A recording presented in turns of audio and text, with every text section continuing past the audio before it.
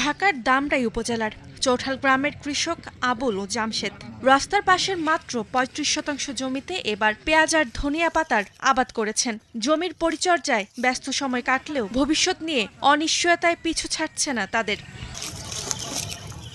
আবুল ও জামশেদের মতো অনেক কৃষকের কপালে চিন্তার ভাঁজ, কারণ তাদের চাষযোগ্য জমির বড় অংশই এখন আবাসন ব্যবসায়ী ও এনজিওদের দখলে। তাই দিশেহারা হয়ে পড়েছেন স্থানীয় কৃষকরা। বাড়িঘরের যুবক এসে জায়গা বাসা কিনে বাড়িঘর করে তো আমাকে অসুবিধা হচ্ছে আমরা কি করে কোন জায়গা যাবো আমরা।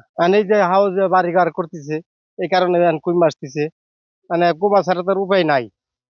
এই দেশে তো এখন তো একটু করে খাইতেছে, আর কয় বছর পর জমিনই পাইবো না। এলাকার লোকেরাই এই জমিনগুলি বিক্রি করতেছে তাদের লাভের জন্য, কিন্তু আসলেই ক্ষতি হইতেছে কৃষকের ক্ষতি হইতেছে, জমিন কমে যাইতেছে, ধান করতে পারতেছে না। আগে এই এলাকায় পাট ধান অনেক কিছু হইতো, এখন সবই কমে যাইতেছে। এখন সব বাড়িতে কিনা আইনা খাইতে হয়।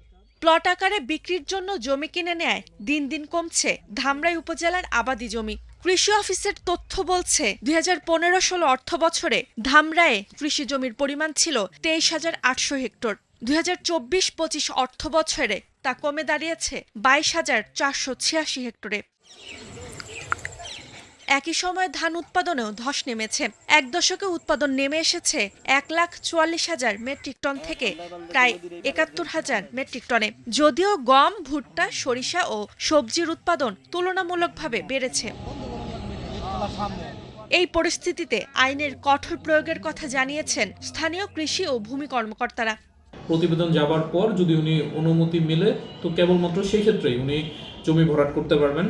আর এই ক্ষেত্রে যদি ব্যত্যয় হয়ে থাকে তো সেই ক্ষেত্রে আমরা আইনানুগ ব্যবস্থা দ্রুতই গ্রহণ করব। কৃষি জমি ধরে রাখার ক্ষেত্রে আমরা যে সচেতনতামূলক কাজ করছি, এক্ষেত্রে আসলে কঠোর আইন সরকারের প্রয়োগ করা দরকার। এলাকাবাসী ও কৃষকদের আশঙ্কা, দ্রুত কার্যকর ব্যবস্থা না নিলে একসময় ধামরাইয়ের কৃষি জমি ইতিহাসের পাতায় স্থান নিবে। Desk report, star news.